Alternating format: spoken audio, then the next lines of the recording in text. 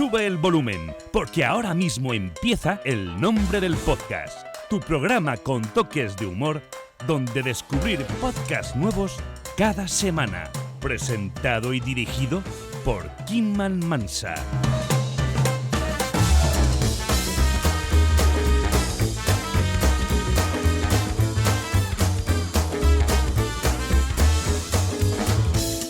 Bienvenidos y bienvenidas a este pedazo de capítulo especial del Nombre del Podcast, tu programa de recomendaciones de contenido sonoro, donde descubrirás capítulos y podcasts alucinantes. Madre mía lo que tenemos hoy, Dios mío, es que veréis, los planetas se han alineado y han escuchado una de mis súplicas para hacer realidad algo que solo había pasado en mi imaginación. Dos titanes del podcast se han unido para crear un capítulo alucinante que bien puede ser un regalo precioso de Halloween, especialmente, pero que podemos disfrutar en cualquier momento del año. Amigos, amigas, en unos segundos tendremos de nuevo en el programa a Ana Mendoza del podcast de True Crime Crónicas de la Calle Morgue y Alberto Martínez del podcast Primigenio y Tentacular de Noviembre Nocturno.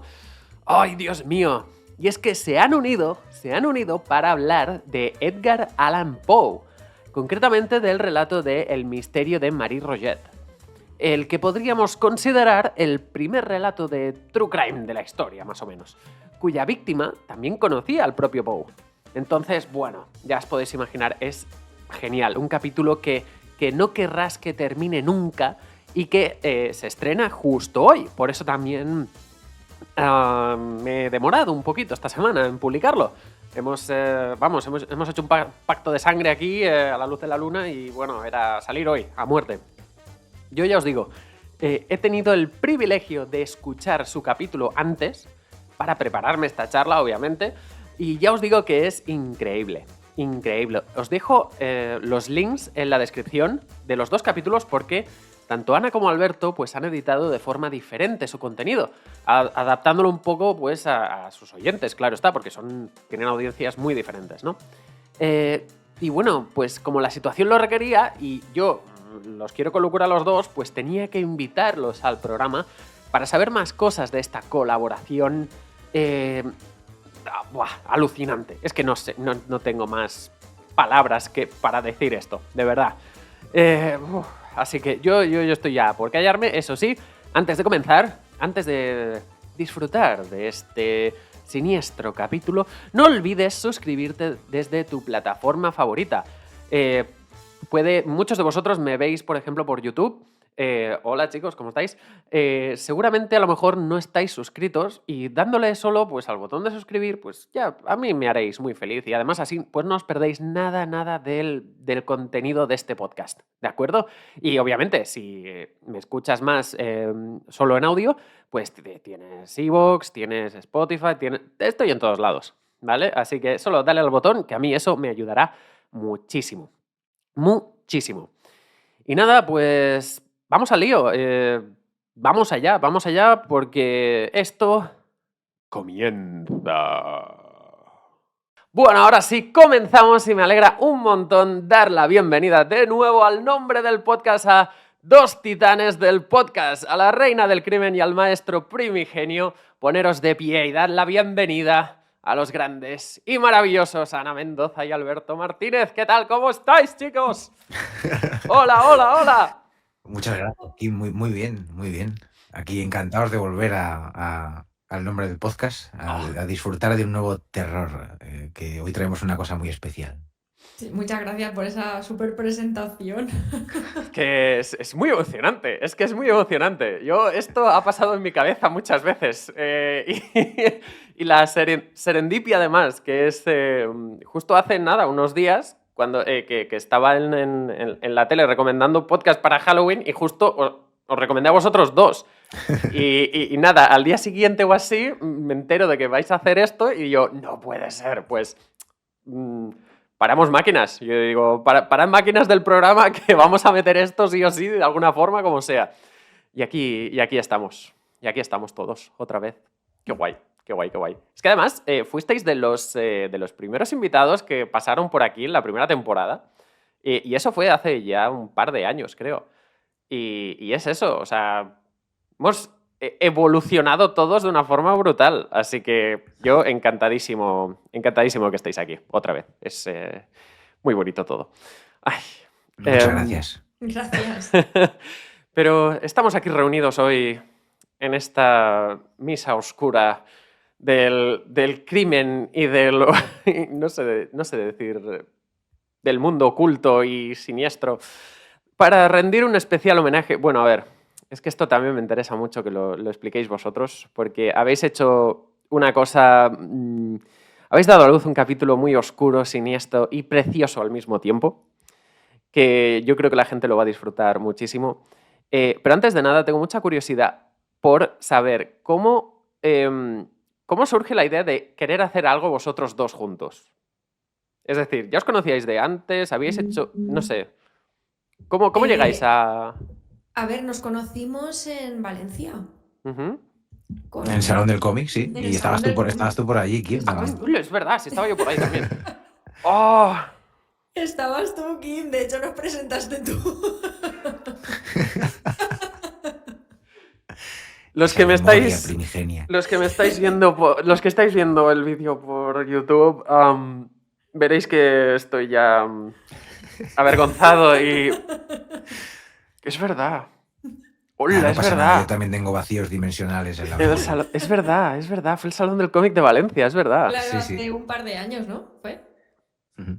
2 Pero años la o 3. responsable de todo esto es Ana, que me escribió en plan, vamos a hacer un Sí, combo eso es verdad. con esta historia, que es una de las más importantes, yo creo, de la literatura de crímenes, Ujú. si no una de las grandes referencias, y de hecho yo creo que se ha heredado también de todo ese estilo de Poe, lo que luego sería Sherlock Holmes y demás, y claro, ya dijo, ¿quién puede hacerme una ficción para acompañar mis diatribas criminológicas? Ujú.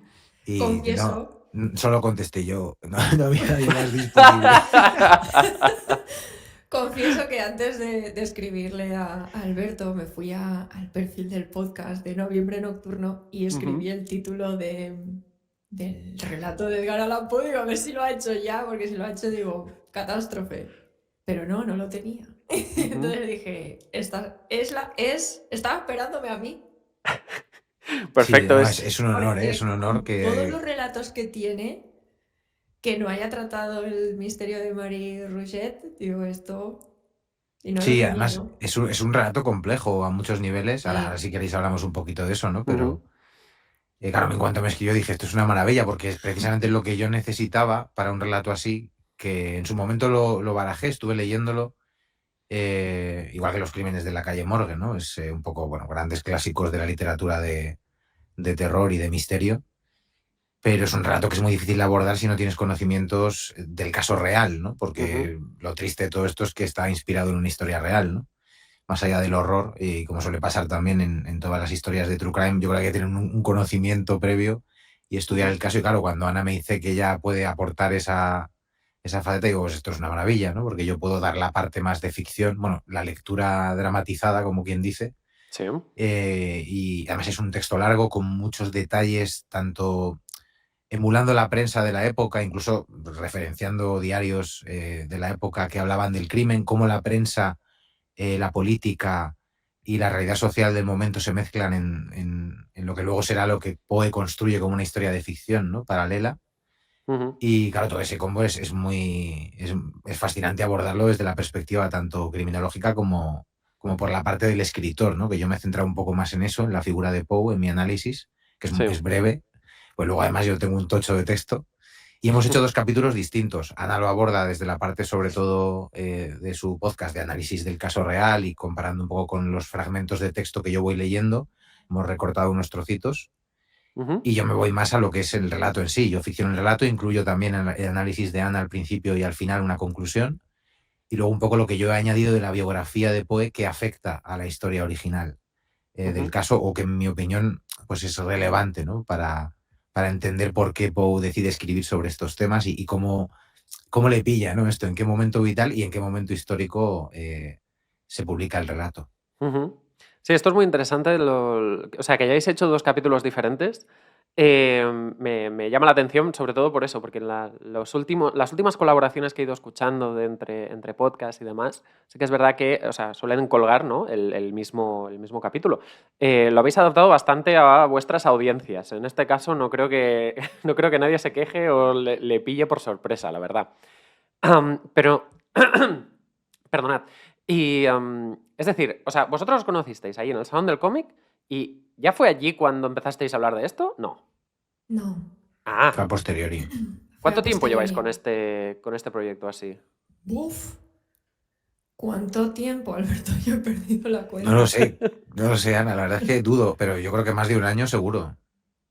Ah, Yo estaba pensando más o menos un año, sí. Sí, un poquito más de un año probablemente. madre mía. Sí, sí, sí.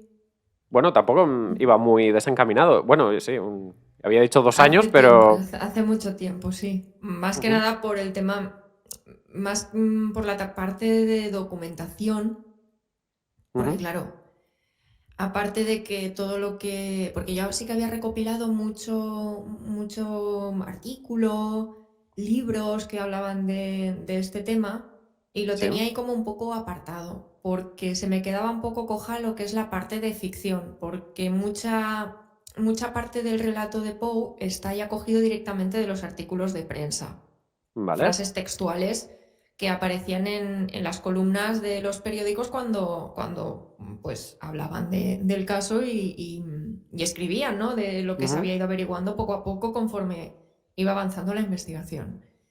Entonces a mí se me quedaba un poco coja esa parte porque ya estaba escrito el relato ujú, con lo que ya se había escrito en prensa, es decir, la parte real.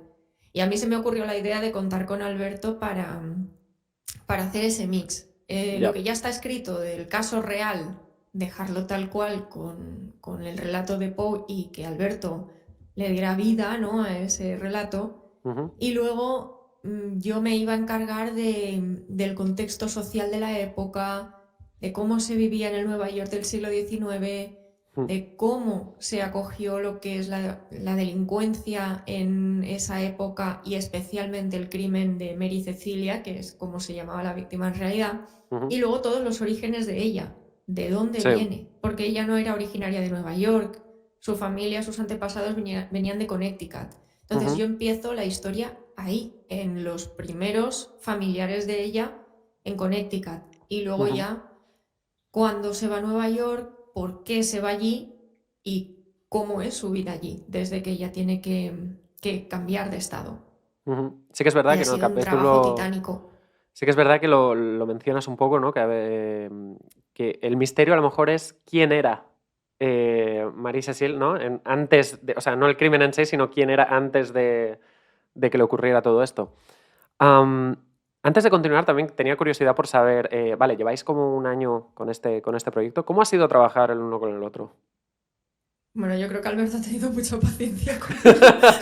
No, y a la inversa también, ¿eh? A ver, ojo, imagínate, pues esto es paralelamente a todas las cosas que hacemos. Además, el podcast de Ana ha estado creciendo brutalmente, tiene una periodicidad de publicación muy alta, tiene que atender también todo eso, igual que otras cosas, me imagino, en su vida. Yo igual, estábamos un Ujú, poco los dos a tope con varias cosillas, pero bueno, yo me lo he pasado muy bien porque ha sido pues una comunicación esporádica y ha sido de, estoy haciendo esto, ¿por dónde vas tú? ¿Por dónde voy yo? Pásame esto, te paso lo otro, escúchate esto a ver qué tal está y construyendo un poco esa idea, yo me lo he pasado pipa, sinceramente, porque al final esto a mí me encanta abordarlo desde una perspectiva colaborativa también, ¿no? El podcasting funciona muchas veces así, incluso en claro. programas que tienen un formato cerrado, que más o menos todo el mundo espera lo que se va a encontrar cuando los pone, hacer estos experimentos más colaborativos a mí me parece muy guay, ¿no? Y más aún con una historia como esta que tiene tantísimas cosas que se pueden comentar, ¿no? Bueno, ya Ujú, estaba diciéndolo Ana, que para los que no entiendan mucho o no conozcan de qué va esto del misterio de Marie Roger, es un relato de Edgar Allan Poe que Eso... está ambientado en París en este caso, pero la historia real aconteció en Nueva York. De hecho, se especulaba incluso, que es una de las leyendas que hay en torno a la historia, que el propio Poe, que había conocido personalmente a la víctima, porque era una estanquera a la que rondaban muchos caballeros de la época con intenciones inciertas, pues se obsesionó un poco también con el caso, con cómo la prensa lo analizaba.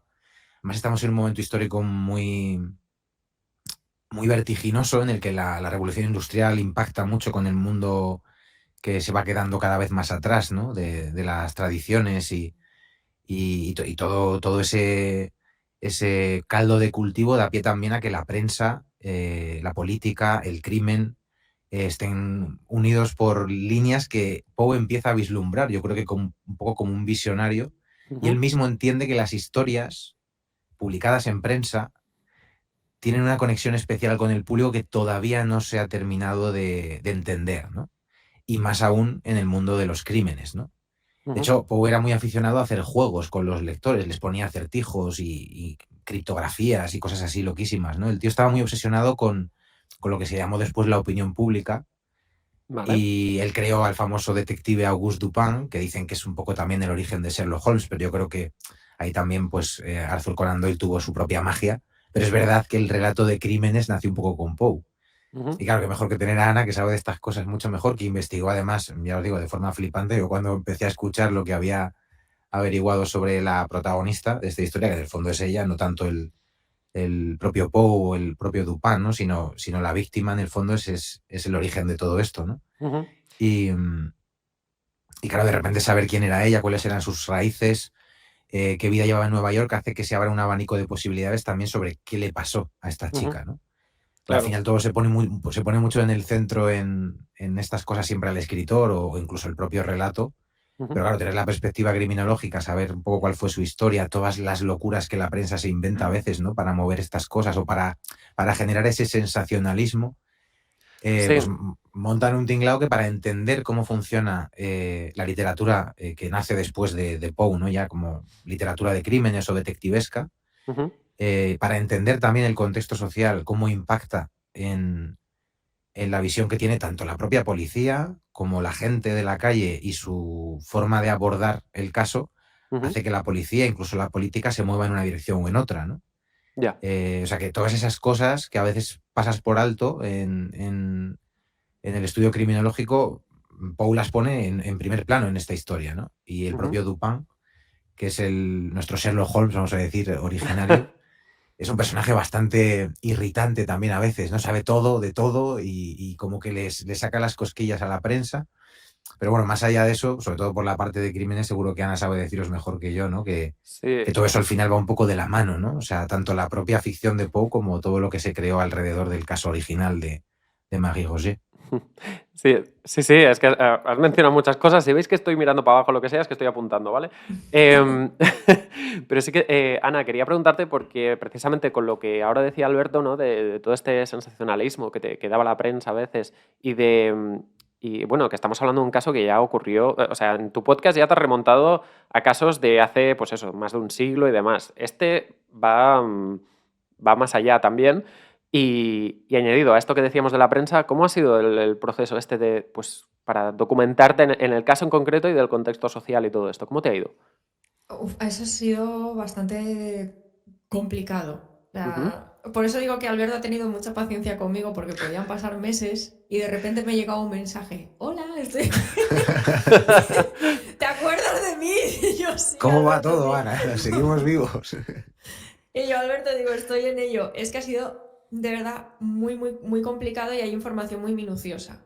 Porque, y eso que he tenido que meter tijera porque todavía había más. Entonces, digo, es que si no hacemos un podcast de 12 horas perfectamente, sin ningún problema. Mira. Y he tenido que ir seleccionando mucho la información. Aparte estaba toda en inglés, entonces también, claro, no es mi lengua materna y todavía me cuesta más que si es en español. Y lo iba haciendo pues a ratitos, pero montar todo lo que es la estructura de decir, vale, ¿dónde empiezo? ¿Dónde termino yo de contar esto? Ha sido, creo que la parte un poco más complicada. De seleccionar la información para que todo tenga como un sentido, que quede todo cerrado, pero claro, sin pasarme, ¿no? Porque es que si no todavía no hubiéramos terminado, seguro, pero por mi parte. porque era había mucha información de verdad. Parece mentira porque es un caso de hace muchos años, pero claro, al ser uno de los primeros relatos de True Crime, al fin y al cabo, y de Edgar Allan Poe, muchos investigadores, escritores de allí de Estados Unidos se han interesado, ¿no?, en esto. Y entonces han acudido a fuentes públicas, a los registros públicos de los antepasados de Mary Cecilia, y entonces se sabe pues dónde vivían, qué tenían, qué compraban, a qué se dedicaban, todo. Es que Qué bueno. todo. No hay hasta la talla de zapatos que utilizaban. Es que es exagerada la información que había de este caso. Por un lado, muy bueno, porque creo que ha quedado un programa muy interesante y muy chulo al haber esa combinación entre lo que es la parte real digamos, el antecedente, ¿no?, para ponerte un poco en contexto antes del crimen.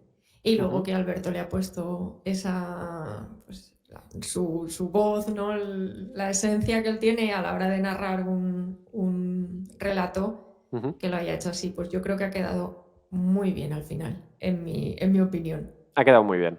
Doy fe que los he escuchado. Bueno, de momento eres el único que... De momento, es verdad, tengo información privilegiada. Sí. Eres No, el pero único.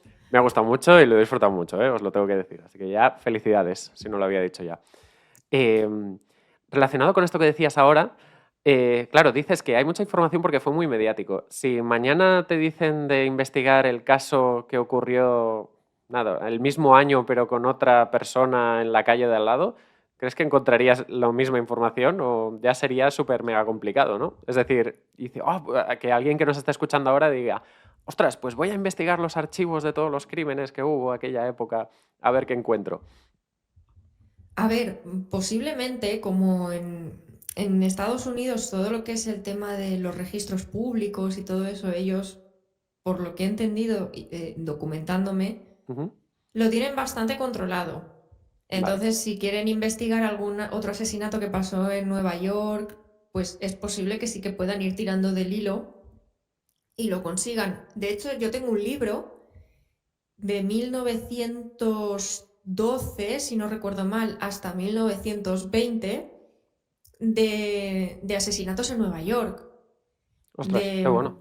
Sí, es una recopilación porque estaban haciendo una remodelación en una antigua oficina de policía y se encontraron unos archivadores. Y entonces en esos archivadores, al abrirlo, descubrieron que eran fotos de escenas del crimen de esa época. Y ahí aparecen nombres, aparece qué pasó. Entonces, tirando del hilo aparece también dónde vivían, etcétera. Las víctimas, los criminales. Tienen, o sea, ellos, aparte de ese tipo, ellos son menos sensibles que en España, por ejemplo. Entonces, todo lo que es a nivel criminal, ellos tienen leyes que aquí en España sería impensable. Por ejemplo, ellos tienen un registro donde tú escribes el nombre de tu vecino y te dice si tiene antecedentes por abuso sexual, sí. por ejemplo. Sí, correcto. Esto aquí no pasa. Entonces, ellos al tener esa información pública un poco más abierta, no me extrañaría que si quisieran hacer algún tipo de libro. Lo que pasa que, claro, ahí al no ser tan mediático, yo creo que no tendría tanto tirón como puede ser este caso. Claro. Pero de querer hacerlo, yo creo que tienen bastante facilidad a la hora de recopilar información. Muchísimo más que aquí en España, pero de un rato largo. Vale, no, mira, bueno saberlo. Y es verdad, porque no lo había pensado esto que dices de los registros a nivel de base de datos. En América lo tienen son muy bien. En ese sentido lo tienen fenomenal. Pues mira. Para bien y para mal, claro. Para bien y para mal, sí, eso iba a decir. Para bien y para mal. Estás fichadísimo en todos lados. Y ¿qué os iba a decir? ¿Desde el principio teníais claro que queríais hacer algo con Poe, relacionado con Poe? Porque es decir, sí que ambos tenéis muchas referencias al escritor. Bueno, ¿qué te voy a decir? Crónicas de la calle Morgue es como un estandarte de Poe en sí, ¿no? Si hablamos de la portada del podcast, ¿no? Sí. Y tú, Alberto, en Noviembre Nocturno también has narrado varios de sus relatos, ¿no? O sea, ¿por qué os decidisteis por Poe al final? Bueno, esta idea la tenías tú clara, ¿no, Ana? Sí, la tenía yo. Ah, Pues fuiste tú, Ana, vale. sí, por lo que te comento, es una historia al fin y al cabo un true crime, Ujú, yo creo que el primero. Y compartimos eso Alberto y yo, ujú, todo el tema de Edgar Allan Poe, esas relaciones hacia este escritor, ujú. y porque había mucha documentación también. Y era muy Vale. interesante porque la parte real, porque que alguien se haya leído el relato es fácil, pero que haya ido más allá a conocer el relato, yo creo que no tanto. Ujú. Y la combinación de las dos cosas yo creo que quedaba muy bien. Y yo no quería hacer esa parte de relatar. Vale. Quería que lo hiciera Alberto porque, claro, es que no hubiera quedado igual, para nada. No Ujú. hubiera quedado igual. Yo digo, Alberto tiene que ponerle voz a esto porque es lo suyo. Entonces, creo que ha sido un buen equipo. Creo que hemos hecho buen equipo a la hora Buen tándem. Sí, yo creo que sí. Ujú, desde luego. Y Ana, yo a veces bueno, a medida que os iba escuchando, ¿no? Y iba pensando, ¿cómo un crimen puede inspirar tanto a un hombre? ¿Cómo algo A ver, no sé, tan horrible en general, ¿no? Puede, o sea, mm, ayudar a tu imaginación a crear estos relatos, ¿no? Digo, quería preguntártelo también, o sea, ¿qué pensabas tú al respecto? Bueno, y a ti también, Alberto, claro. pues a ver, yo creo que partiendo de la base de que pero eso en el crimen o a nivel general, Ujú, cuando ocurre algo que deja lagunas, que no se entiende por qué ha pasado o no hay una reconstrucción de la historia que está cerrada, la mente tiende a cubrir esos huecos, imaginando qué ha podido pasar en esos momentos en los que todavía no se sabe qué ha podido pasar. ujú, Y eso yo creo que para una persona que se dedica a la escritura, como era Edgar Allan Poe, era muy jugoso. Aparte, el crimen en aquella época tuvo una repuntada tremenda. Se desató la delincuencia en las calles de Nueva York a unos niveles estratosféricos porque hubo mucha gente que venía de zonas rurales, ujú, como era, por ejemplo, también el caso de Mary Cecilia, que sí que es verdad que venía de Connecticut, venía de Boston y tal, ujú. pero eh, Nueva York era como el epicentro de todo. Era lo que comentaba antes Alberto, la revolución industrial y cómo la gente iba a buscar allí trabajo. Entonces, al crecer tanto la ciudad en población, era inevitable que creciera también la delincuencia. Y cuando se dispara la delincuencia, la gente también se pregunta qué está pasando. Y Ujú. cuando se producen crímenes, como por ejemplo la de la estanquera, claro, ¿por qué aparece de repente una chica joven, bonita, sobre una piedra en un río? Hay mucha laguna. ¿Cómo ha llegado hasta ahí? Claro, Yo creo claro. que hay mucho misterio en ese tipo de situaciones y para un escritor que se dedica a esto, eso era, vamos, yo creo que está muy claro, ¿no? Y la prensa sensacionalista también ayudó mucho, porque ahí también hubo piques entre distintas editoriales de cómo trataban los sucesos y cómo lo hacían llegar al público. Entonces, cuando lanzaban un artículo y veían que la gente ya no hablaba de otra cosa, Ujú. los periodistas iban al barro a buscar más para generar más lectores. Claro. Y ahí pues es como, vamos, era el caldo de cultivo perfecto para que historias como esta pues tuvieran al final su hueco, ¿no? Entre la sociedad de ese momento. Ujú. ¿Querías decir algo, Alberto? Perdona. Uf, hay muchísimo. Es que, claro, la lectura de todo esto es muy compleja. Hay una obsesión que tiene Poe, yo creo, en toda su trayectoria literaria, y o sea, se vislumbra mucho ya con los relatos de crímenes, ¿no? Pero es una obsesión con la verdad también, ¿no? Ujú, Y con la representación caleidoscópica de la realidad, ¿no? Que eso es una cosa que yo creo que pasa también en la investigación criminal en general, ¿no? Tú no puedes fiarte de una única versión de una historia nunca. Tienes que buscar un montón de detalles para encontrar más o menos algo que se parezca a la verdad, ¿no? De hecho, Edgar Allan Poe precisamente se enfadó un poco tanto consigo mismo como con el público al entender que llegó un punto en el que lo que se buscaba era esa especie de ficciones detectivescas en las que tú lo que quieres es ver a Dupin resolver el misterio, ¿no? Ujú. De forma a veces un poco artificiosa, casi mágica, ¿no? Que es un poco lo que hace Sherlock Holmes. Sí. Que está todo es una trampa, lo hacía Agatha Christie también, ¿no? Al final ella sabe algo que tú no sabes y te lo suelta al final de la historia, es todo un bombazo, pero alguien está haciendo trampas, ¿no? A Poe le interesaba más la parte de qué es la realidad, ¿no? Y qué percibimos como real. Y todo esto tiene un impacto brutal en el mundo cuando aparece, como decía también Ana, esa revolución industrial y esas grandes urbes en las que convive tantísima gente y sobre todo Poe se da cuenta de que la ficción puede moldear la realidad, que es una Ujú. cosa que se adelanta bastante a tesis que sí que puede ser paralelas históricamente al propio Poe, pero es una referencia absoluta porque él jugó con eso, o sea, es como un experimento social brutal, ¿no? También hay que decir que las publicaciones de aquella época eran una locura. O sea, ya había gente y autores que malvivían escribiendo para un montón de revistas. Los relatos te podían dar algo de dinero, pero no incluso aunque fueses muy famoso, como escritor era raro que te hicieses rico, ¿no? Ujú. Nosotros vemos hoy en día a Poe como si hubiera sido una especie no sé, como de gurú, ¿no? De la literatura y en su época las pasó canutas, aparte de que era un personaje que tenía una vida bastante disoluta y algunos problemas serios, ¿no? Con su propia gestión de la realidad. Por eso quizás se obsesionó tanto con entender cómo funcionaba, ¿no? Pero lo que sí que creo que llegó a vislumbrar es eso, ¿no? Como el publicar un relato en una revista de tirada potente en una ciudad como Nueva York podía cambiar la percepción de la realidad que tenía la gente sobre ese tema en concreto. Ujú. Y de hecho yo creo que esto lo vemos todavía hoy, es una herencia que seguimos teniendo, ¿no? Muchas veces la realidad, lo que se nos cuenta a través de los medios de comunicación, descubres con el tiempo que quizá no era exactamente lo que estaba pasando, ¿no? Para eso también hacen falta investigaciones muy sesudas, como las que hace Ana, precisamente, buscar los detalles donde nadie ha mirado o recopilar todo lo que se ha contado y saber un poco diferenciar entre qué partes de todo esto están contrastadas, más aún en una historia sobre un crimen que tuvo lugar hace tanto tiempo.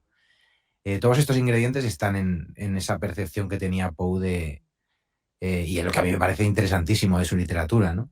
Ujú. Incluso si queréis, por volver un poco al origen de la pregunta, ¿no?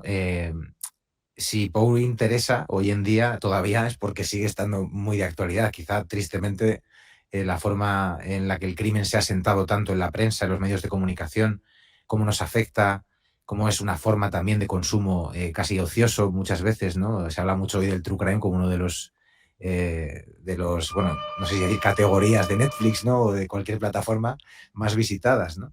Ujú. Independientemente de eso, creo que es una forma también de abordar, en el caso de Poe, a través de la literatura y de la ficción, una realidad que podría ser mucho más cruda si tú te vas a los hechos, ¿no? Pero no deja de ser también una manera de decirnos, oye, está pasando esto, ¿no? ¿Cómo se ha abordado esto desde la prensa? Ahí Poe puede jugar con lo que él considera que es importante. Y ahí pone a Dupin, pone a los medios de comunicación, pone al público, da detalles bastante importantes de lo que se dice que pasó ese día que murió Marie. Y con todo eso, tú como lector, que es al final a donde yo creo que nos lleva Poe en muchos de sus relatos, te tienes que buscar la vida. O sea, no se trata de que él te vaya a decir lo que pasó. O que tú digas, no, Dupin ha descubierto todo, Sherlock me ha dado la respuesta. No, no. Lo que quiere Poe es que tú te comas el tarro, como lo hace él, ¿no? Lo cual no sé si es muy sano, pero pues llega a niveles de obsesión enfermiza. Pero luego también, enfadado un poco con el relato de crímenes, lo que luego se llamó el cuento detectivesco, el tío se puso a escribir relatos en los que jugaba con tu mente, ¿no? Precisamente un poco como herencia de todo eso que había visto al publicar relatos de ficción detectivesca, ¿no? El tío al final se dedica a jugar con la mente de qué es real y qué no, ¿no? Esa es la Ujú. pregunta que yo creo que en cualquier caso, en un relato de crímenes o incluso en un true crime, todos tenemos que hacernos como parte de la sociedad, ¿no? Ahí es un poco donde nos empuja Poe, que luego ya cada uno, pues oye, disfruta de estas cosas o las padece como puede, ¿no? Es una cosa que es muy personal y muy subjetiva, pero sí que creo que esa es la perspectiva que nos daba Poe y que a mí me parece que, mezclando un poco lo que hace Ana en Ujú. sus crónicas y yo en mis delirios de ficción, pues se podía hacer una cosa muy, muy honesta, ¿no? Muy, muy directa al grano. Sí. Aquí habéis dicho dos cosas muy, muy interesantes, pero quería haceros la pregunta. ¿Creéis que, o sea, Poe es un escritor de, mm, va a sonar muy absolutista lo que voy a decir, ¿vale? Pero ¿es un escritor de terror? Yo diría que tiene de terror más hacia la parte psicológica. Yo creo que, diciendo lo que ha dicho Alberto, que juega con la mente, desde aboga por ese miedo, no tanto como puede ser, por ejemplo, Lovecraft, que sí que ha habido como comparaciones, ¿no? Siempre se pone Lovecraft y Poe, ¿no? Como los dos referentes. Sí. Pero a mi modo de ver son muy distintos. Yo, por ejemplo, me gusta más Poe, más que Lovecraft. Porque es eso, ¿no? Juega con la mente, con cosas con esas obsesiones que él tenía, de cómo retuerce y te hace creer una cosa para que luego sea la contraria. Yo creo que ahí está la parte de terror. Es que no encuentro, no sabría cómo describir, no encuentro la palabra para definir el tipo de terror. Yo creo que es ese, ¿no? El terror psicológico, el cómo la mente te puede jugar una mala pasada o puedes entrar en ideas delirantes que se alejan totalmente de la realidad y te vuelves completamente loco. Como, no sé, por ejemplo, Corazón delator, me viene ahora a la mente, por ejemplo, ¿no? Yo creo que es eso, ¿no? Es jugar con esa mente que se puede volver enfermiza por algo. No sé si Alberto compartirá eso o tiene algo... Sí, vamos, yo no podría elegir entre Poe y Lovecraft, me pondría a ser un brete. A ver, Eso te quería también preguntar digo, luego.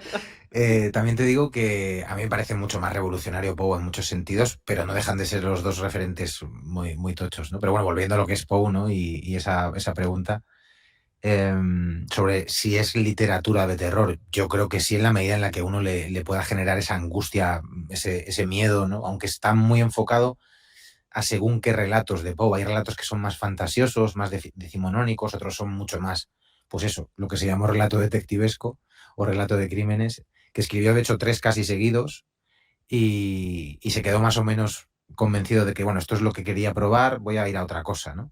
No se obsesionó demasiado con ser solo eso, ¿no? Yo creo que una de las cosas, bueno, virtudes o defectos que tenía Poe es que estaba constantemente experimentando con distintos formatos, ¿no? Para mí sí es un escritor de terror, en mayúsculas, si es que consideras, como decía Ana, el terror psicológico dentro de todo eso, ¿no? Lo que pasa es que este relato es muy especial y en general los relatos de crímenes de Poe no es un relato fácil. Es un relato que te requiere atención, que te está hablando de las crónicas periodísticas del momento con fragmentos largos de texto. Para los amantes de la literatura de investigación, de crímenes, es una joya absoluta, pero requiere mucho del lector, en este caso del escuchante, igual que lo requiere pues, el seguimiento de un caso, ¿no? De una crónica de un caso de asesinato, de un homicidio en el que hay ciertos enigmas por resolver todavía, ¿no? Pero sí que te pide que te metas del todo en la historia, ¿no? Y en ese sentido sí que puedes llegar a sentir, yo no sé si en este caso yo sentí terror al leer esta historia, sí que sentí la angustia, luego acompañada además con toda la documentación que aporta Ana, pues ahí ya tienes una visión mucho más global, ¿no? De toda la movida, incluso te puede interesar a nivel sociológico, como digo, histórico, y por supuesto, si a ti te angustia o te genera terror el saber lo que le pudo pasar a Mary Cecilia, pues desde luego, para mí el terror psicológico y el thriller en general podrían entrar también en esa categoría. Lo que pienso es que al final no importa demasiado en qué etiqueta pongas a Poe. No. Creo que ya es un escritor universal. En ese sentido, cualquiera de sus historias se puede hacer una relectura desde perspectivas muy distintas, porque la mayoría, lo fuerte, es que incluso los relatos más cortos y menos famosos tienen 5 o 6 lecturas diferentes. Puedes ver una cantidad ingente de información, ensayos dedicados, investigaciones, tesis a su obra, incluso solamente a un relato o a una categoría de lo que se considera su obra, ¿no? Como en este caso, pues los relatos de crímenes. Pero sí, para mí es un escritor de terror con mayúsculas. Es que esto lo comentaba también por algo que también habéis mencionado antes, ¿no? Claro, en aquel momento pues había como un auge, había mucho crimen, ¿no? En aquella época. Claro, todos los periódicos están escribiendo sobre, pues eso, crímenes que están ocurriendo en aquel momento, ¿no? Y se está publicando esa información. Además, en algún concreto, como en este en concreto, como lo hacía Poe y demás, claro, imagínate, yo soy una persona que vive en aquella época y leo ese relato. Claro, primero me estaba preguntando, no sé si quiero averiguar, no sé si quiero más información sobre lo que está ocurriendo, porque hay algún loco por ahí que está matando a gente y esto ya me acojona por sí. Y lo otro es más el hecho de incorporar también la parte esta más, no sé, poética, por así decir, ¿no? Del relato. Y es que me apunté una cosa que, no sé, creo que sí, que la comentabas tú, Ana, creo, que se me quedó aquí, ¿no? Y decía algo así como, si lo que está ocurriendo es verdad, ¿no? Pues nos permitimos impactar y horrorizar al oyente, ¿no? Si habláramos de ficción, entonces diríamos, bueno, bajemos al nivel porque tampoco nos vamos a pasar, ¿no? Y esto se me quedó un poco aquí, ¿no? Y digo, me sorprendió, vaya, al menos. ¿Te sorprendió en qué sentido? ¿Para bien o...? Me sorprendió en el sentido de... es decir, si es real, puede ser todo lo macabro, todo lo sangriento que quieras, que te lo voy a contar tal cual ha sido, ¿no? Pero a la hora de meter algo mínimo de ficción, si yo ahora me creo yo un crimen de la nada, no vamos a ser tan duros, ¿no? Es como esta consideración al lector que me sorprende un poco teniendo en cuenta esta regla de lo que es verdad y lo que es ficción, ¿no? Y en este caso, pues me chocó. Dije, ostras, espérate. Y luego le di para atrás y volví a escucharlo porque digo, a lo mejor no lo he entendido. Creo que eso se dice al principio. Ostras, no lo sé, puede ser. Es que si es en la introducción, eso es de Edgar Allan Poe. O sea, me refiero que no es algo que yo piense, sino que es un fragmento de Edgar Allan Poe, de algo que él dijo. Y, a ver, a raíz de esto que estás comentando, a ver, yo creo que la realidad se tiene que contar tal cual es. Es decir, si es lo que ha ocurrido, a ver, lo puedes contar, depende también el lenguaje que utilices. No necesariamente tienes que contar la realidad con un lenguaje duro, despectivo o desagradable, ¿no? Yo eso sí que estoy de acuerdo, que la realidad se tiene que contar tal cual. Pero el problema es lo que vuelvo un poco a las lagunas, ¿no? que pasan. Sí que me ha pasado que llevo ya muchísimos programas emitidos y claro, la gente pues te escribe, te contacta, te dice lo que piensa, ¿no? de las historias que tú estás contando. Y a lo largo de estos años, de estos 3 años que ahora que estoy con el podcast, me he dado cuenta de que a la gente, por ejemplo, no le gustan los crímenes sin resolver. En la mayoría. Y es porque no se despejan esas dudas. Vale. Entonces, quieren la realidad, pero la quieren completa.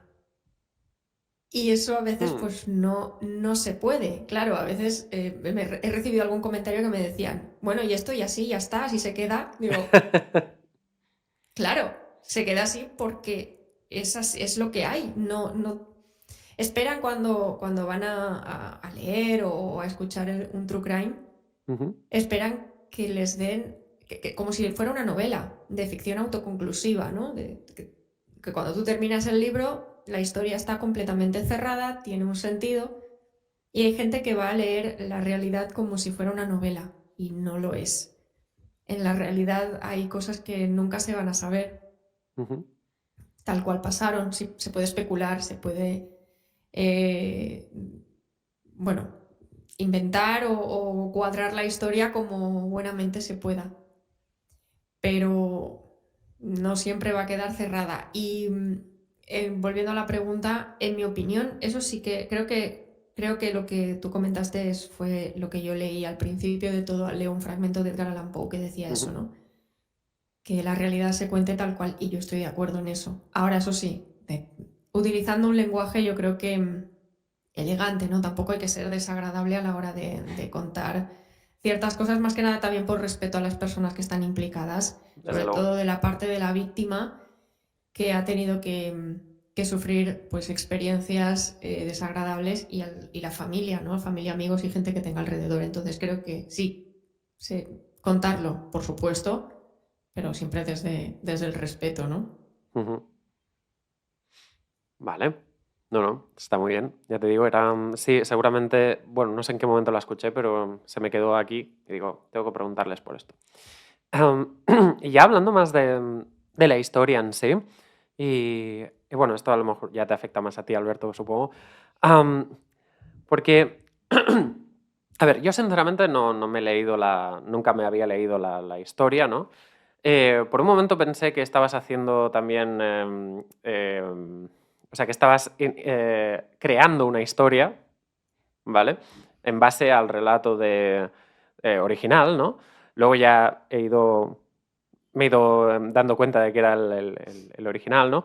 Pero era por si nos podías dar un poquito más de visión general de esta historia, en el sentido de, por ejemplo, quién cuenta esta historia y, y, a, a ver, ¿cómo lo digo?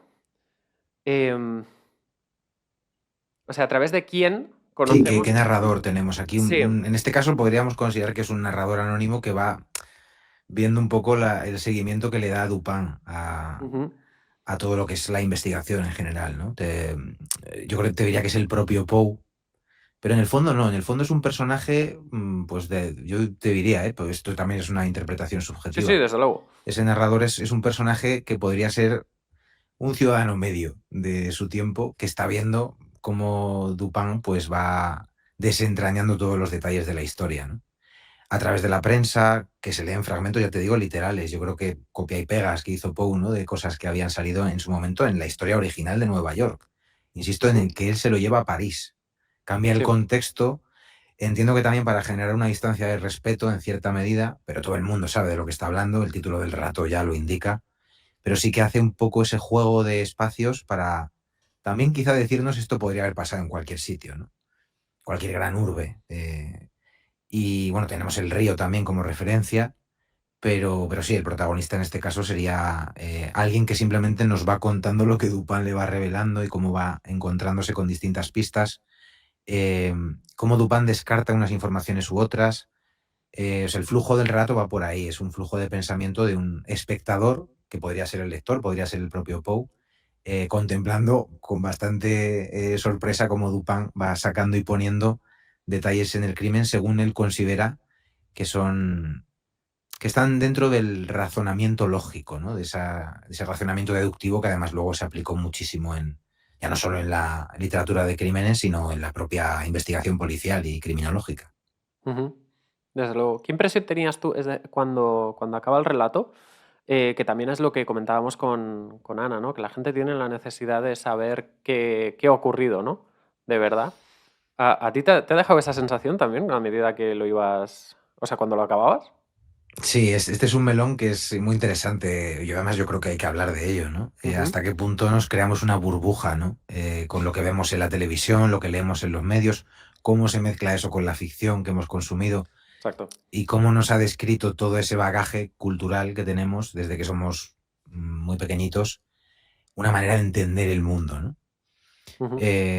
Claro, ahí yo te diría que a mí me gustan las historias que no me cuentan todo, porque hay una parte que, como digo, incluso el propio Poe se enfada y dice, no, es que esto le corresponde también al público, ¿no? El público tiene una responsabilidad, aunque al final es un término, o sea, a veces se dice la opinión pública, eh, que abarca demasiadas cosas, no es un concepto un poco abstracto, pero al final está Ujú. hablando de la gente, el receptor, que puede ser tú en este caso, puedo ser yo, puede ser cualquiera, no importa, ¿no? Pero sí que al consumir, porque aquí sí que es importante, creo, la palabra consumir este tipo de contenidos, ya sean historias que se publican en un periódico como reales y que a veces no lo son, o una historia de ficción que te está diciendo más sobre la realidad que muchas cosas que te cuentan en la prensa, Ujú. pues ahí tienes que ser tú el que te impliques y que una historia no esté culminada, más aún si es un relato, vamos a decir, analítico sobre un crimen, como los que podéis escuchar en el podcast de Ana, me parece que no es que sea algo bueno o malo, simplemente es algo que te deja a ti con la incógnita y que tú eres el que tienes que desarrollar además también esa parte de decir, bueno, muchas veces, como decía Ana, la realidad no es completa, ¿no? De hecho, por eso la idea el término me gusta bastante, ¿no? De la realidad caleidoscópica que tiene casi cualquier análisis, y más aún en un crimen, que se ha llevado al extremo de las publicaciones de una ciudad como Nueva York, además. Prensa sensacionalista, prensa más seria, 700 versiones de la misma historia, testigos que estaban allí y luego no, gente que cuenta cosas porque interesa, porque le han pagado, gente que realmente está allí y está escondida y no quiere contarlo y luego se descubre. O sea, tú imagínate la cantidad de especulaciones que ha habido con un relato que además está basado en una historia real que además pasó hace tanto tiempo, ¿no? Sí. O sea, llega un momento que ahí el investigador, o en este caso Ana, se encuentra con una amalgama de cosas que dices, uff, ¿qué hago yo ahora con todo esto, no? Y tienes que ser muy precavido y sobre todo decir a lo mejor, que yo creo que es lo que mola mucho del trabajo de Ana, bueno, esto es lo que hay por ahí, hay bastantes opciones para elegir, yo te las presento, luego tú te tienes que construir tu propio relato de esta movida, ¿no? Exacto. Si te llega alguien y te dice, esto pasó así y fue así, de pe a pa, como hace Dupin a veces, a mí me hace sospechar que quizás eso sea un poco una ficción, ¿no? Igual Poe juega un poco más con eso, pero le da mucha importancia a la teoría deductiva y analítica, casi a un nivel filosófico. O sea, por eso digo que el relato no es sencillo de seguir No. y requiere la implicación del lector o del escuchante. Claro, o sea, ¿vosotros creéis que Poe quería realmente resolver el crimen en sí? Yo creo que no era su principal objetivo. Vale. Tengo la No. sensación de que no. Aunque sí que es verdad que él estaba muy pendiente de la prensa, porque él estuvo llevando un hilo conductor de toda la trama que se iba contando en prensa, y llegó un momento en el que lo que era la teoría que se estaba llevando cambió, porque aparecieron nuevas pruebas. Vale. Entonces se barajó otra hipótesis que estaba también como muy de auge en la época. No voy a desvelar nada. Vale. Pero socialmente se hablaba mucho de un tema que podría haber tenido relación con Mary Cecilia y a su vez con una mujer muy famosa también en Nueva York. Entonces ahí Edgar Allan Poe empezó a cambiar también su discurso adaptándose a lo que se estaba hablando en prensa, y tuvo dos finales distintos al final esta historia. La que él había escrito cuando se dejó, entre comillas, de hablar del tema, y después cuando lo retomó cuando apareció esta otra versión de los hechos. Entonces, creo que su finalidad no era tanto resolver el crimen, pero sí que traer la parte más real, ¿no? de esa cercanía social del caso. Pero no sé, yo no sé qué opinará Alberto, pero creo que su finalidad no era tanto el darle una respuesta. Yo creo que tampoco. Yo lo que sí que creo que quería y lo que quiere en general con este personaje, ¿no? Con Dupin, es desmantelar completamente a los vendedores de humo o de realidades paralelas, ¿no? O sea, él estaba obsesionado, insisto una vez más, ¿no? Con el tema de qué es la verdad, qué es la realidad. Y esto por lo menos es también, insisto, una visión subjetiva. Pero yo veo a Dupin como un desmantelador de todo ese sistema que muchas veces termina por engañar. Aprovechándose quizá un poco de la ignorancia, quizá un poco también simplemente por el hecho de ganar dinero. No creo que a veces ahí opere una conspiración, ni mucho menos, pero sí que creo que Poe igual supo desde el primer momento que era muy difícil saber qué le había pasado exactamente a Mary Rogers, pero sí que sabía que había cosas que no le habían pasado, porque él había estado completa y absolutamente obsesionado con el caso, no solo con ese, sino, como dice Ana, con casi todo lo que se publicaba en prensa, porque era un lector compulsivo también, pero sí quería un poco desmantelar, ¿no? O desmadejar un poco esa locura de informaciones que se llegaron a publicar en un momento dado, y sobre todo ridiculizar un poco también a los que las publicaban, que es una cosa que también hay que decir, que Poe, desde luego, tenía una sensibilidad bastante agresiva con sus enemigos, y cuando alguien publicaba algo que a él le parecía que era burdo, no se cortaba un pelo y vamos,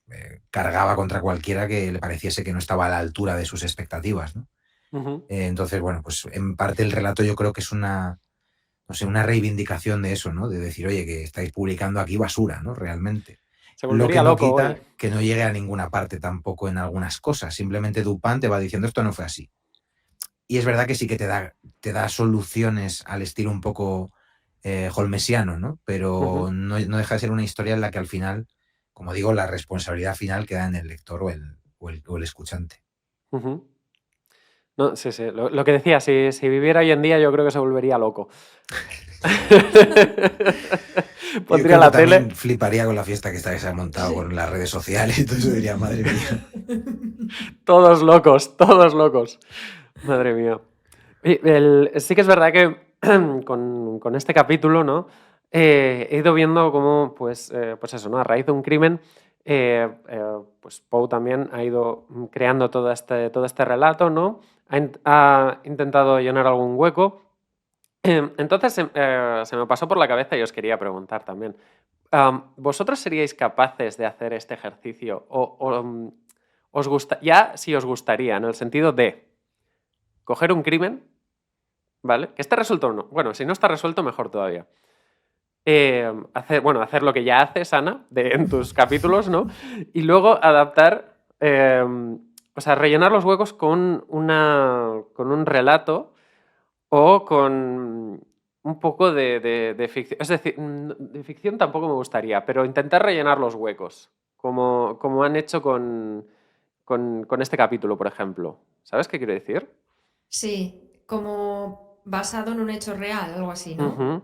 Es Sí, decir, coger lo que se sabe del caso y las lagunas, pues contar la parte de ficción, pero que una toda la historia con un sentido. exacto. Y un caso que a lo mejor que no sea ni conocido ni nada. Es decir, te lo pondría difícil en plan de tienes que empezar de cero. ¿Vale? A ver, sería divertido. Sería interesante coger lo que es un caso y sí, ¿no? Inventar esa parte que falta. Yo creo que sí, sí que estaría muy, muy chulo, sí. Poesía criminal. Yo le veo salida a esto. Poesía criminal. Puede ser interesante. No sé. Se me pasó por la cabeza y dije, tengo que planteárselo. O al menos lanzarles el guante para que hagan algo de esto. Ya sabéis que yo soy fan, o sea, tenéis que lidiar conmigo, ¿vale? A este nivel también. Y ya quiere que hagamos otra colaboración, busquemos un caso que no esté estudiado y le demos una salida, ¿no? Sí. Exacto. Sí, sí, sí. O uno... Tal cual. Bueno, o yo... uno... Sí, perdona. Di. No, nada, perdona, tú, Kim, sí que ibas a decir algo. No, o sea, o a lo mejor sí, coger uno ya muy conocido, pero y también lanzarse a la piscina con él, ¿eh? No lo sé. Sí, Pero... a ver, yo ahí sí que te iba a decir sobre eso. A mí me genera muchísimo respeto, incluso en los relatos de terror en los que pasan cosas horribles a gente inocente, vamos a decir. Relatos en los que aparecen niños o Claro. que a veces incluso los niños son el agente del terror, ¿no? El que genera el terror, pero a veces son las víctimas. Historias que están inspiradas en hechos reales, el true crime en general, a mí me genera muchísimo respeto, tanto como consumidor como creador, ¿no? Porque me dejan muy tocado. Muchas veces lo digo que no es que no me parezca que no haya que generar este tipo de producciones. Creo que además es un terreno en el que hay que investigar, explorar y precisamente hacer esa autocrítica, ¿no? Que muchas veces no se hace, ¿no? De que un buen true crime, una buena historia bien contada es muy necesaria.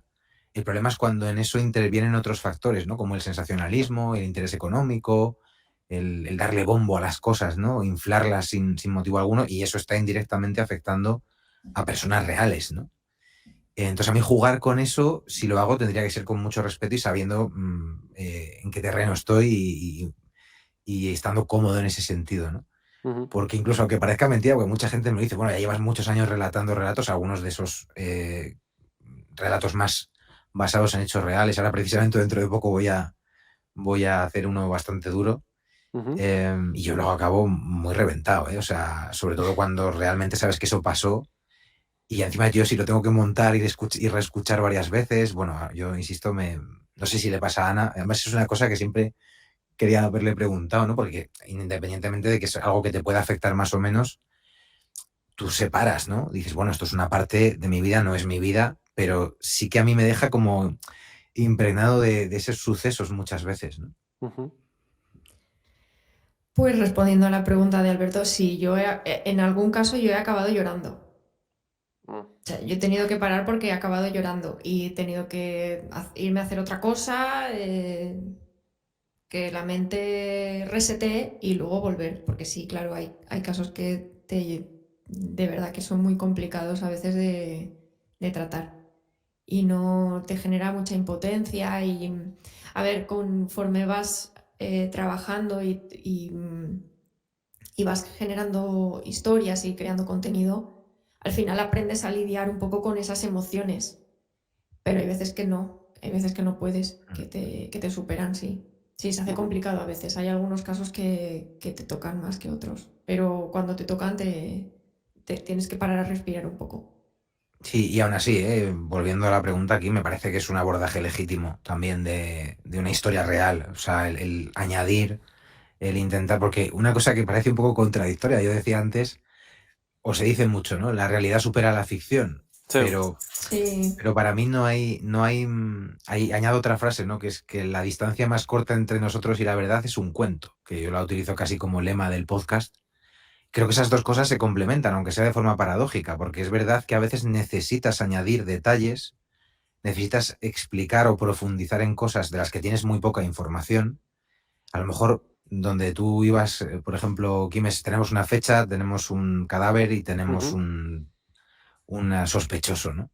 Sí. Son nombres, horas, esos son detalles no son detalles subjetivos, son detalles objetivos. A todo eso tú lo puedes revestir de cierta manera de una historia, que es la que te puede contar un testigo, que es la que tú como investigador encuentras con las pruebas físicas, pero que siempre te van a faltar detalles. Entonces ahí es donde interviene ya una narrativa, ya sea en prensa seria, ya sea en una crónica de sucesos, ya sea en una adaptación cinematográfica de un famoso crimen, o ya sea en un podcast como el que hace Ana, o como en un relato que escribe Poe, ¿no? Ujú. Pero todos esos elementos juegan en la misma, en el mismo estrato cultural.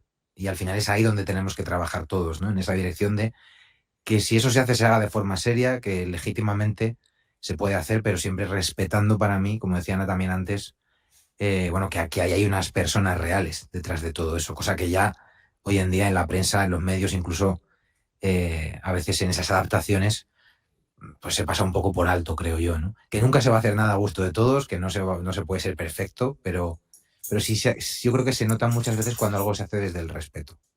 Sí. Sí, sí, la verdad es que sí. La verdad es que sí.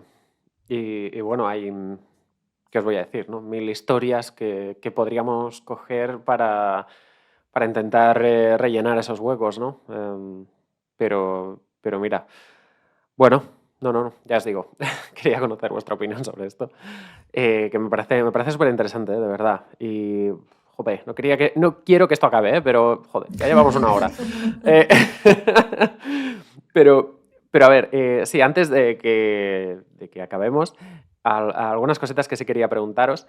Sobre todo, a ver, Alberto lo has dicho antes un poco por encima, pero una de las cosas que quería preguntarte es si veías algo de Poe en Lovecraft o cuánto de Poe veías en Lovecraft.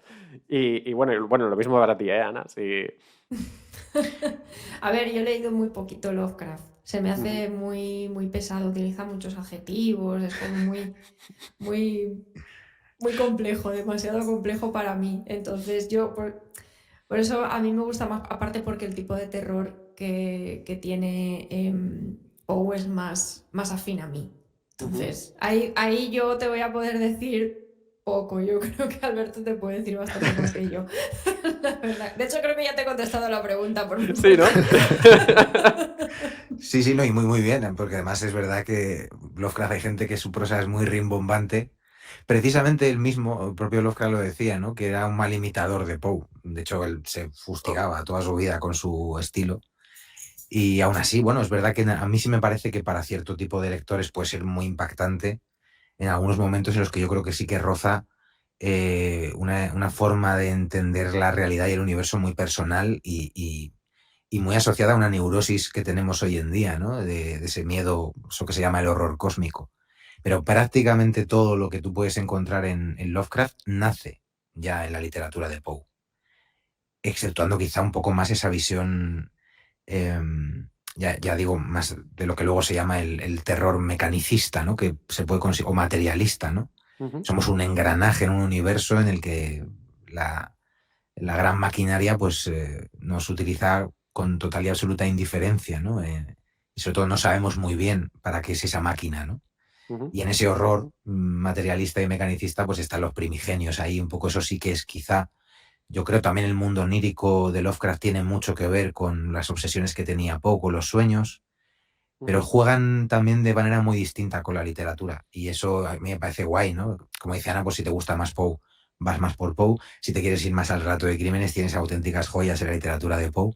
Ahí no vas a encontrar tanto en Lovecraft, aunque sí que hay investigadores, sí que hay crímenes sin Ujú. resolver. Todo suele empezar con alguna cosa grotesca que ha pasado y nadie sabe cómo resolverla. Luego ya está el ingrediente paranormal o fantástico, que suele ser mucho más notorio y estrambótico en Lovecraft. Poe muchas veces te deja como con una idea loquísima de la realidad, ¿no? Como digo, en los relatos de crímenes muchas veces también te ponen esa perspectiva de que al final, si te obsesionas demasiado con entender lo que ha pasado, acabas enloqueciendo, ¿no? Cosa que Sí. también luego hacía mucho Lovecraft. Cuando alguien intentaba saber realmente lo que hay detrás del espejo, enloquecía completamente, ¿no? Igual en eso sí tienen un poco Lovecraft sí que tiene esa herencia de las obsesiones y de la locura y de la realidad caleidoscópica que le prestó un poco Poe a toda una generación posterior, ¿no? Ujú. Yo diría que son muy distintos y se pueden disfrutar de forma también comparativa, ¿no? Puedes coger un poquito a Poe y luego comparar textos suyos con los de Lovecraft y vas a encontrar muchas cosas que te van a llamar la atención. Incluso ya si te vas a biografías o a comentarios, a cartas del propio Lovecraft, vas a ver cómo menciona constantemente el hecho de que Poe es probablemente uno de sus principales referentes y se siente un pobre imitador de su obra. Ay, qué bueno. Qué guay. Vaya tela. Sí, sí que es verdad que con Poe, como lo deja todo tan abierto, sí que es verdad que te puedes llegar a paranoiar un poquito. Eso sí. Y mira que no lo he leído demasiado, ¿eh? Tengo que confesar. Pero lo que decía Ana antes, ¿no? De los crímenes que no, de los cuales no se han resuelto, es cuando te quedas ahí unos segundos. Me ha pasado contigo, Ana, un par de veces ya. Y ha sido como. No, pero. ¿Quién? No. A ver. Ya, ya, ya. Lo sé, pero es cosa Sí, en mía. ese momento te odiamos, Ana. No, no, no, Aclárame eso. no, a ti no te odio. Es cuando empiezo a intentar descifrarlo yo. Y es cuando digo, puede ser este, tal. Es como una partida de Cluedo al final, ¿no? Y dice, ha sido este en la habitación con esta arma y tal y cual. Sí. Claro, pero antes ha dicho que tal. Pero ha pasado esto. Y a veces con los timings. Dice, ¿a qué hora ha dicho que salió de.? Y es eso, y me vuelvo loco durante una hora, una cosa así. ¿Sabes con qué libro no te pasaría eso? No me lo voy a leer. Esa honestidad te honra aquí. Yo solo he venido aquí a hablar de ese libro. Y no me haces caso, que llevo 2 años intentando que te leas el libro. Claro, tú no sé si lo sabes, Alberto, pero lleva 2 años intentando que me lea un libro que es súper chungo, que le he dicho, no me lo voy a leer porque a mí estas cosas me dan muy mal rollo. ¿Cómo se llamaba el libro? Enséñanoslo. El arte más íntimo de Poppy Z. Bright. No lo tengo aquí, no lo tengo a mano, pero sí que lo tengo y me lo he leído. A mí me parece una maravilla el libro. Es de terror, eso sí, y claro, desde la visión de un asesino en serie, que está inspirado, por cierto, en Jeffrey Dahmer. O sea, que es muy, muy, muy buen libro, muy buena novela, pero no me hace caso, luego se lo quieres leer. A mí me lo vendió que era muy chungo, muy siniestro y muy duro. Es bastante explícito y duro. Exacto. Cuando le pregunté, no sé qué te dije exactamente, en plan, ¿qué es lo más heavy o algo así? O algún caso que te haya llamado mucho la atención o algo que te haya impactado de verdad y me dijiste, el libro este. Y me lo explicaste y dije, yo ni lo abro. O sea, no hago ni el gesto de abrir la tapa así, ¿vale? Algún día. Yo soy muy médica, ya lo sabéis. Ay, Dios. Bueno, chicos, yo creo que ya se nos ha acabado el tiempo. De verdad, me ha encantado estar con vosotros una vez más. charlando un ratito. Siempre es un auténtico placer. Ya siempre estáis, pues eso, ¿no? Como con mil historias involucradas. Sois de los podcasters más ocupados que conozco. No sé, tampoco, no sé si podéis decirme en qué estáis trabajando ahora mismo o qué, o si es secreto. Si es secreto no pasa nada. Para la gente que nos Sí, escucha. yo sí. Ana, dime. No puedo desvelar mucho, pero sí. Venga, el micro abierto. Pues, a ver, aparte, evidentemente, de estar sacando los podcasts estos, estoy escribiendo un true crime. ¡Ah! Aparte. Toma ya. Sí. Un libro. ¡Ah! Vamos a flipar, ¿eh? ¡Qué guay! Sí, sí. ¡Oh, Ya qué estoy guay! terminando ya ya estoy con la editorial haciendo ya los últimos movimientos. ¡Ostras, qué Y chulo! sí, pero no voy a desvelar nada más, no puedo. Vale, No no pasa nada, pero ¡guau! ¿Ves? Ahora nos ha puesto el caramelito en la boca y ya no nos dice nada más. Es que... Ya no puedo. ¡Qué guay! No, ¡Ostras! no faltará mucho tampoco, para que esté todo ya...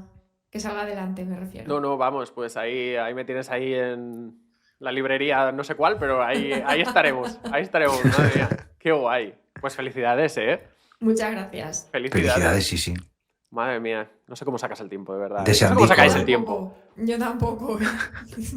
Esto sí que da para un libro. O sea, ¿cómo ser podcaster y tener tiempo para hacer cosas? Uf, lo que es sacar 2 programas a la semana Madre y mía. luego aparte pues escribir un true crime. Ahora estoy en eso, sí. Yo saco 2 al mes. Bueno, también está muy bien, que no hay obligación. No, ya, claro, pero no me imagino lo que tiene que estar pasando. Bueno, y tú Sí, también, sí. Alberto, porque tú también vas publicando yo- cada poco también. Yo suelo hacer uno semanal y algunas veces 2. Esta Mm. semana, de hecho, habrá 2, si sigo vivo. Porque es que, claro, estamos organizando un evento de Halloween Qué que guay. no sé cuándo se publicará este programa, pero creo que faltarán poquitos días ya, si no es al siguiente día. Sí, el día 1 de 1, ¿no era? noviembre. Sí.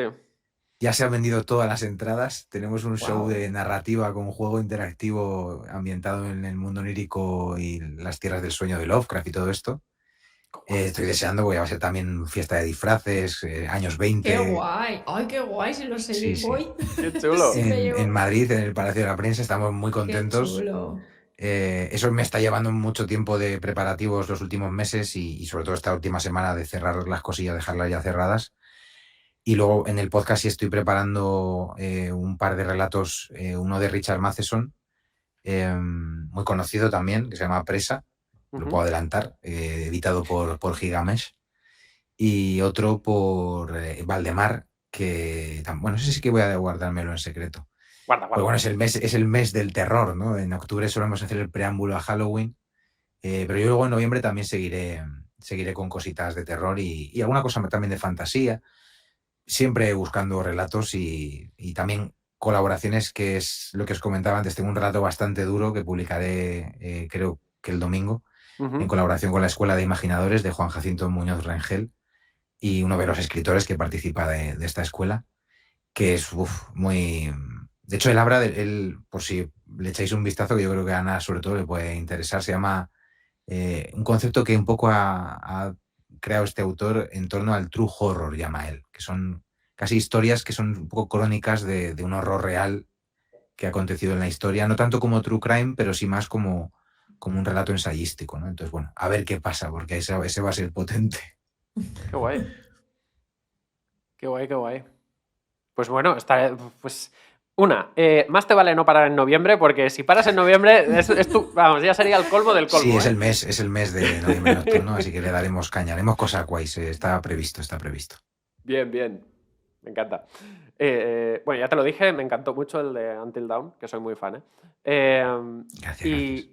Y nada, o sea, ¿qué deciros? O sea, si con todo lo que estáis diciendo, que estáis tramando, que estáis haciendo y demás, pues mil agradecido por haberme dedicado, nada, una horita de vuestro tiempo. Bueno, y la hora de antes también. Ha habido primigenios en la técnica esta Los problemas mañana. técnicos. Se nos han colado en la tecnología los monstruos. Y lo dicho, mil gracias. Os deseo lo mejor, de verdad, los dos. Tenéis mucho futuro en esta industria, ya os lo digo. Y, Muchas gracias. Muchas gracias, Kim. y para adelante. Aquí siempre seáis bienvenidos, ¿vale? Una cosa antes de irnos. Dime. Que me he quedado yo rondando en la mente una cosa que... Pedirle disculpas al oyente porque antes lo he dicho y me he quedado tan ancha que he dicho que Boston está en Connecticut.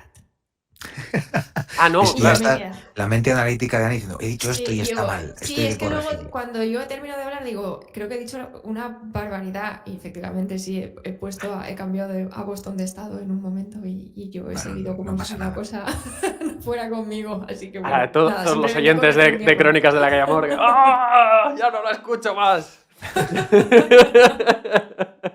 Es que si Me no, doy de baja. no me quedo tranquila. Vale, pues lo apuntamos, ¿vale? Boston no está en Connecticut. Genial. Está en Massachusetts. Massachusetts. Pues mira, algo he aprendido de geografía al final. Pues lo dicho, chicos. Muchas gracias y Un hasta placer. pronto.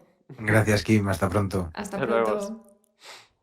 Y hasta aquí un nuevo capítulo del Nombre del Podcast. Espero que os haya gustado mucho, mucho y que escuchéis sobre todo los capítulos que han publicado tanto Ana como Alberto porque son increíbles, de verdad. Son dos grandes podcasters y da gusto escucharles siempre, siempre. Recordad que tenéis los links en la descripción.